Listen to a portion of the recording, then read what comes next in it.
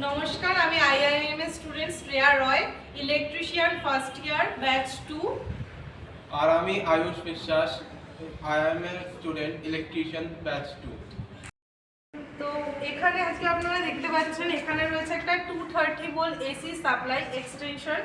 তো এখানে আরেকটা রয়েছে আমাদের হচ্ছে এটাকে বলে ব্যারিয়ার, যেটা দিয়ে আমরা এখানে পুরোটা শর্ট সার্কিট টেস্টে পুরো ভোল্টেজের 230 ভোল্ট এসি আমরা দিতে পারবো না, তাই আমরা এখানে ব্যারিয়ার লাগিয়েছি যাতে আমরা ভোল্টেজটাকে কন্ট্রোল করতে পারি।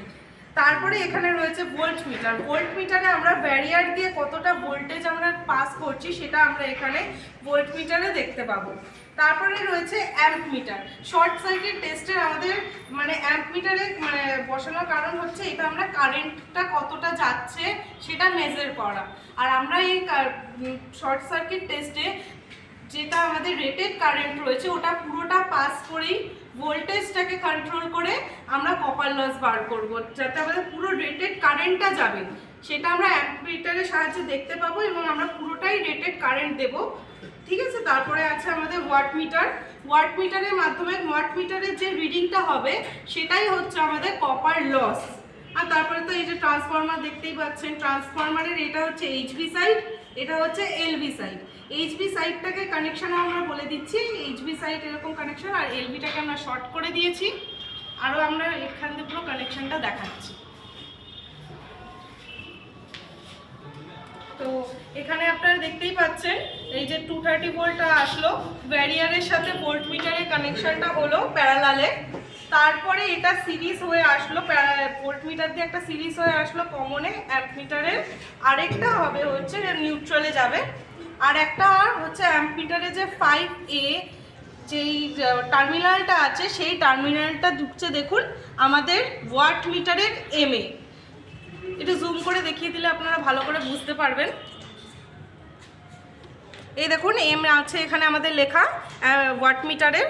তো অ্যাম্প মিটারের থেকে 5A দিয়ে যে টার্মিনালটা বেরোচ্ছে সেটা আমরা এম এর সাথে এম এ ঢুকিয়েছি, তারপরে এম আর সিকে আমরা শর্ট করে দিয়েছি।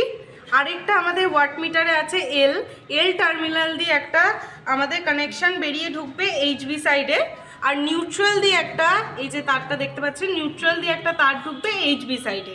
তো আমাদের এইচভি সাইডে কানেকশন হয়ে গেল, আর এলভি সাইডটাকে আমরা শর্ট করে দিয়েছি।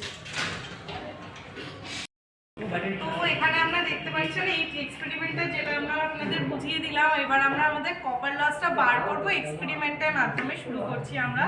তো ফার্স্টেই আমি এখানে লাইন দিলাম, এই দেখুন ব্যারিয়ারটা এখন আছে 0-তে। তো আমরা একটু আমাদের রেটেড কারেন্ট যেটা আছে 4.34 সেই কারেন্টটা দেওয়ার জন্য আমাদের যেইটুকু ভোল্টেজ দরকার খুবই সামান্য সেই ভোল্টেজটা দিচ্ছি। দেখুন আমাদের কাটার ঘরটা যাতে আমাদের অ্যাম্প মিটার যেটা আছে সেইখানে 4.34-এ ক্রস ওভার কিছু কারেন্ট অবধি আমরা ভোল্টেজ তুলব ব্যারিয়ারের মাধ্যমে। তো দেখুন আমাদের রেটেড কারেন্ট অ্যাম্প মিটারে চলে এসছে 4.34। তো এখানে দেখুন আমাদের আবার আছে ওয়াট মিটার। এই ওয়াট মিটারে যে আমাদের রিডিংটা এসছে এটাই হচ্ছে আমাদের কপার লস।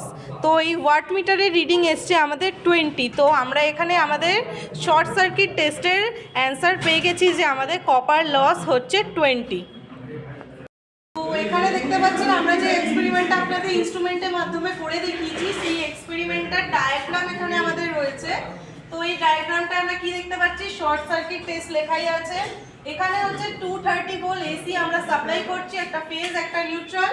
এখানে আমাদের লাগানো হচ্ছে ব্যারিয়ারের সাথে প্যারালালে আছে আমাদের ভোল্ট মিটারের সাথে সিরিজে আছে হচ্ছে অ্যাম্প মিটারের সাথে সিরিজে আছে হচ্ছে ওয়াট মিটার, যেটার মাধ্যমে আমরা কপার লসের রিডিং পেয়েছি। তারপরে আমাদের এই যে দুটো টার্মিনাল, যে এইচভি দুটো টার্মিনাল আছে, তো সেই দুটো টার্মিনাল কানেকশন করা আছে ওয়াট মিটারের সাথে, আর এই যে নিউট্রালটা সোজা এসছে ডাইরেক্ট। আর এদিকটা হচ্ছে আমাদের এলভি সাইড যেটা আছে শর্ট করা, এই যে দেখতে পাচ্ছেন শর্টেড লেখাই আছে, আমরা এলভিটাকে শর্ট করে দিয়েছি। আজকে আমরা এখানে আমাদের যে শর্ট সার্কিট টেস্টটা হয়েছে সেটা এখানেই আমরা শেষ করছি। আমাদের এক্সপেরিমেন্টটা আপনাদের কেমন লাগলো আমাদের কমেন্ট করে অবশ্যই জানাবেন। আমাদের ভিডিওটা ভালো লেগে থাকলে একটা লাইক, শেয়ার অ্যান্ড এই চ্যানেলটাকে সাবস্ক্রাইব অবশ্যই করবেন। আমরা আরও নিত্য নতুন ভিডিও আপনাদের কাছে দিতে থাকবো।